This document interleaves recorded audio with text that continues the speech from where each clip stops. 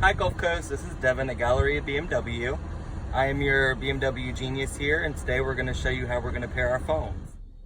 So today we're going to start off with connecting our phones to the Apple CarPlay and the iDrive system. We're going to take the controller and we're going to scroll over to Communications, press down on that button as well, down to Manage Mobile Devices, press down on that one, and we're going to connect a new device. Now after we do that, you're going to see all the options that we have here. So we're going to go ahead and press down on telephone, and that's going to be your code.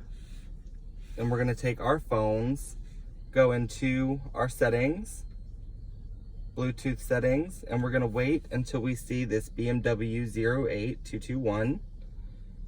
As soon as that pops up on the bottom, we're going to connect our phones to that. It's going to prompt us here on the screen to hit OK. On our phones, we're going to hit pair.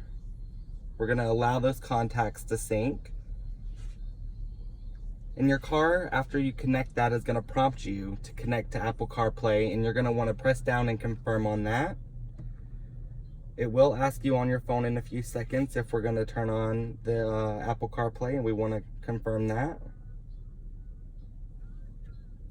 Takes just a few seconds here to load that up, but as soon as that's connected, our phone screen is going to move over, and on our screen in the car is going to place that phone screen. So once we're connected and we have our phone connected to CarPlay, if you click this menu button, you'll still have your main screen that you can scroll back and forth to. When you scroll to the left, we're all going to have the option to go all the way down to our CarPlay button, and that's going to be an easy way for us to switch back and forth from our iDrive system to Apple CarPlay.